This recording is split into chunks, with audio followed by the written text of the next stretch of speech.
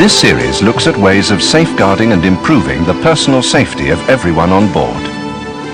Some videos in the series are devoted to certain areas of the ship, and others to specific types of ship.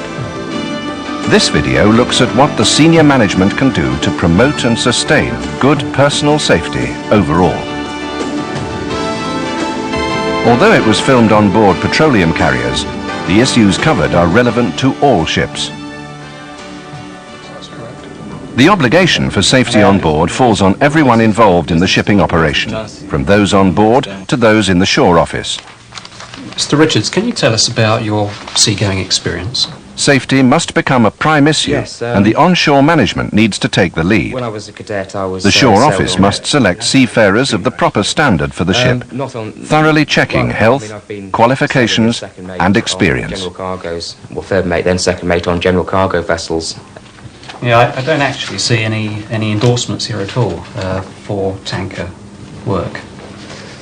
No, I haven't got all my endorsements for dangerous cargoes. That's something. The selection of seafarers must be made without compromise to secure reliability and safety on board. You haven't been on any courses whatsoever? I just haven't had time. Yes, I have two 20-man life vests which are due for service when we get to Rotterdam. The management should respond promptly and constructively to the needs of the ship. So I'd like you to arrange for 2 exchange life vests to be supplied, please. Whether they concern spare parts, equipment requisitions, personnel or charter details. We need a work order for that, please. Yes, that's fine. They must be able to discuss honestly all the issues that are raised by the ship, and they should expect honesty in return. Okay, that's great. Thanks very much then. Goodbye.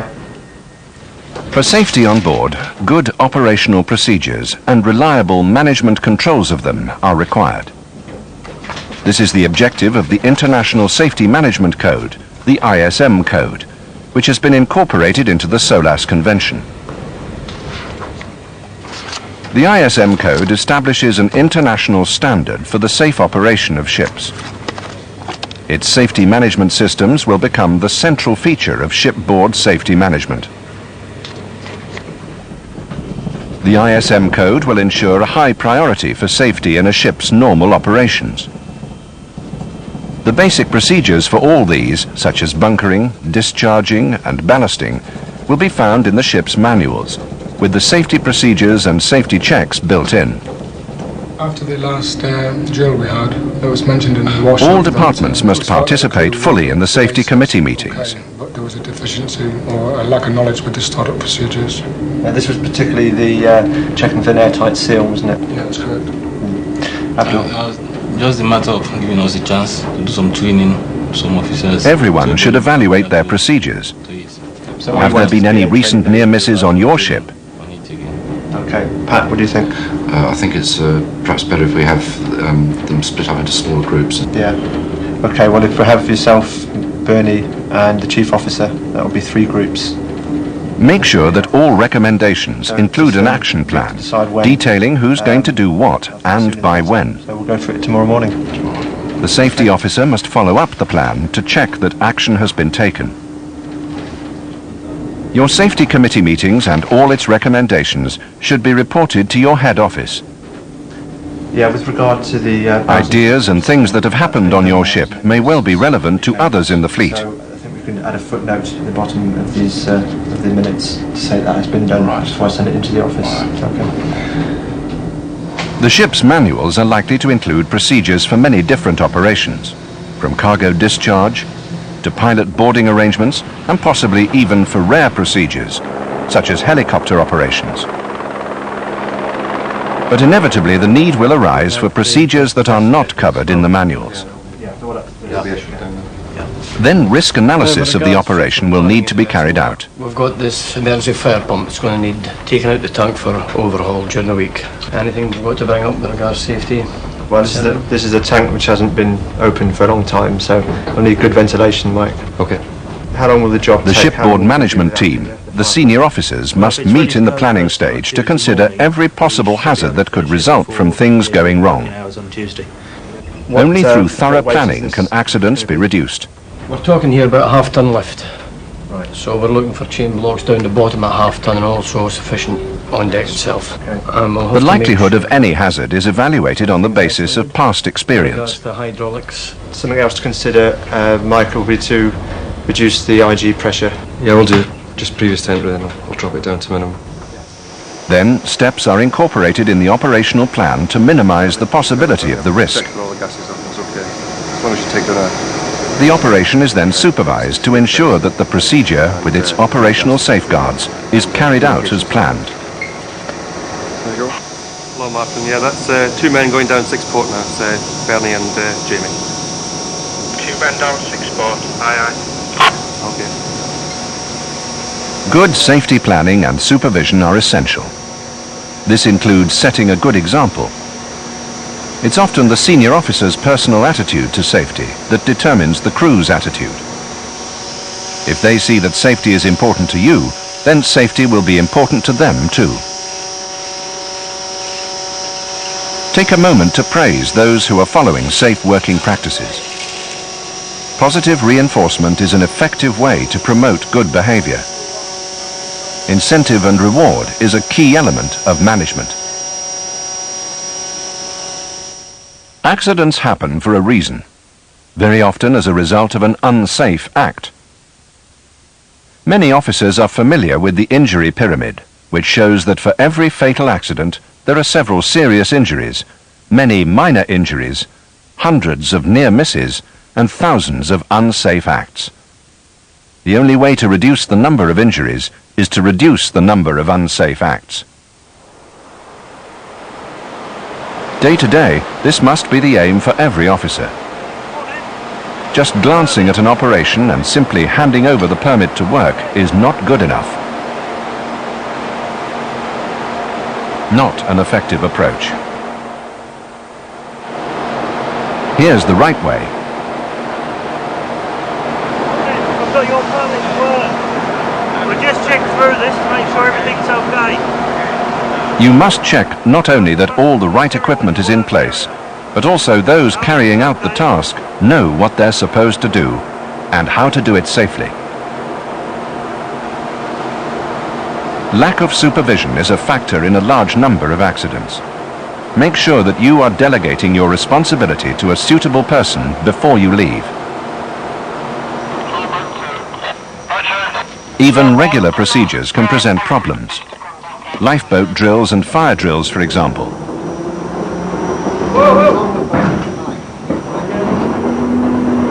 Some may be over-familiar with the procedure. Others may never have done it before with the equipment on your ship. Vigilance is essential to avoid accidents. But you need more than vigilance to promote safety throughout your ship. You also need to have the right approach. An aggressive and confrontational attitude will not work. Oi, put it down. Bloody idiots, what are you trying to do? You'll cause me paperwork, you'll break your own back, you'll be in hospital. This is crazy. Put it down, that's not the way to do it. Lifting someone heavy, you bend your knees, start from here, keep your back straight, lift with your legs. Be polite but firm at all times where safety is concerned. Encourage a team approach and maintain supervision. Encouraging safe working is part of your job.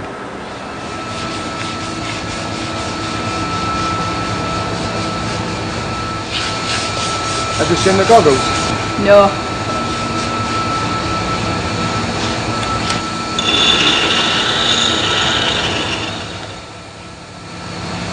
Have you seen the goggles? No.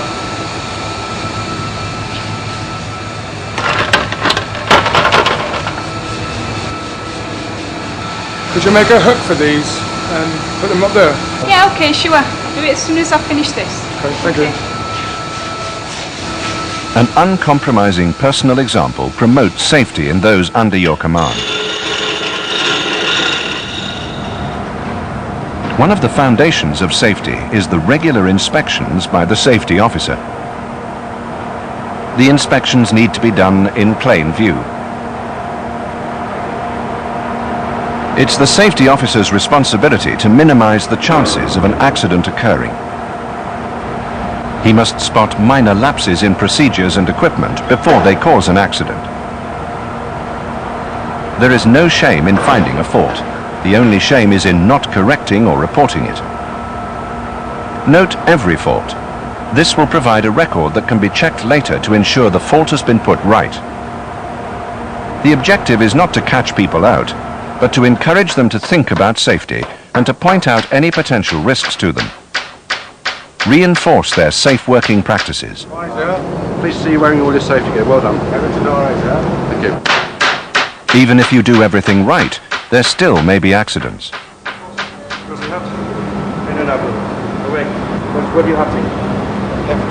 In the case of personal injuries, the objective is to take care of the casualty and to make sure as far as possible that the accident doesn't happen again. Seems to be the problem.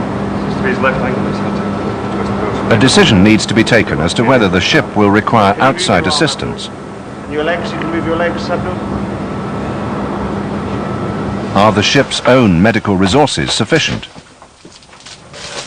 Officers need to be very clear about the ship's medical resources and what medical problems they can deal with.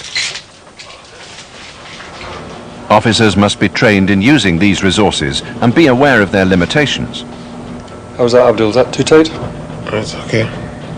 A record must be kept of all medical treatment given to a casualty. Okay, Abdul, I'm just going to get a couple of paracetamol. Just take the pain away. Help is available from the shore and should be used when needed. A record must be kept of all medical advice received. Proper procedures must be in place for summoning medical help. He seems fairly comfortable at the moment. I've given him The a local couple of agent, the paracetamol. Coast Guard, and your P&I club correspondent can all put you in touch with shoreside medical help. Okay. Well, I'm just sending a telex off to the company, just informing them of the incident. We'll just keep an eye on him over the next couple of days. As long as he's If medical help is requested, the head office and P&I club, as well as the local agent, will all need to be notified. The ship may need to alter course to disembark a casualty. Once the situation has stabilized and the injured are being taken care of, an investigation should take place. That should ease the pain a bit then. The procedure for this will be in the ship's manuals. Usually the task falls to the safety officer. At the site of the accident, detailed information required will include the exact positions of everyone, the time of day, the state of any equipment involved, weather conditions, and so on. Even if conditions are considered normal, this must be recorded. Photographs taken or sketches made immediately after the accident to verify the conditions are always useful. All evidence from the site of the accident must be kept. Any witnesses or anyone who knew what was going on should be interviewed.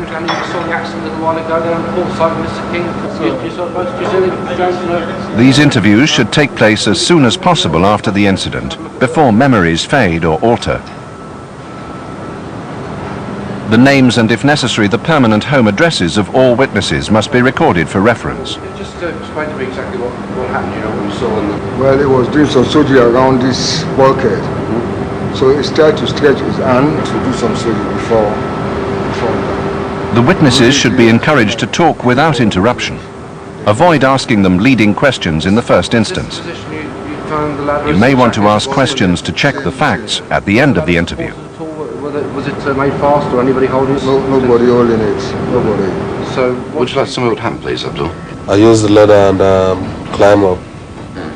The very great majority of seafarers are honest, but there is a small minority who exaggerate or feign injuries in order to claim compensation. Did you ensure that the ladder was lashed before you used it? No. A thorough accident investigation will uncover these rare cases. Yes, he was in the upper gantry space, surging from the ladder. The objective of the investigation is to ensure that the accident doesn't happen again. What caused the actual accident? Well, the main cause, in my opinion, was the fact that the ladder wasn't secured in any way or lashed. There were a number of... A full and honest report will be needed for the ship's operator, the P&I club, and the ship's own safety committee. What about the ladder itself? Yes, I examined the ladder. It was in good condition, the rungs were okay and everything, but I noticed that at the base of the ladder there were no sort of anti-slip rubbers. If investigating the incident is beyond the resources on board, outside help should be obtained through your head office. Okay, Abdul, how are you feeling? The injured seafarer should be treated with the utmost care, using all the available resources. Still sore? Yeah. Okay, well I'll go and get my dinner. I'll bring you up some more paracetamol after dinner. Have you had some dinner? Yes. If shoreside medical attention is needed, this should be the best available, depending on the ship's position.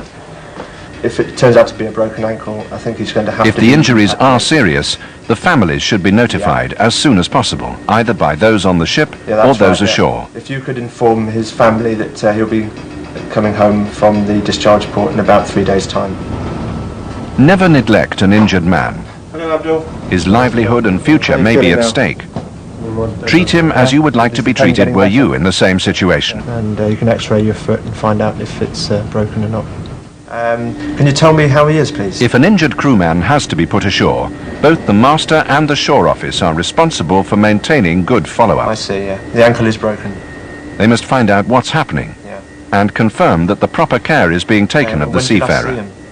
And when do you envisage he'll be repatriated? Responsibility does not end when the seafarer leaves the ship. That already? Okay, that's fine. Can you give me the flight details, please? Statistics show that accidents are most frequent while the ship is alongside. Here, the management team's responsibility for safety extends to everyone who comes on board. The gangway watch has a role to play in both safety and security. As well as checking the identity of visitors and their reasons for coming aboard, the gangway watch must ensure that all visitors are aware of the safety issues that relate to operations on board. The senior management team should do what they can to encourage safe working practices by those who've come on board, including all outside contractors. The ship has a duty to warn of any hazard that is not readily visible, or any extra safety provisions that need to be made.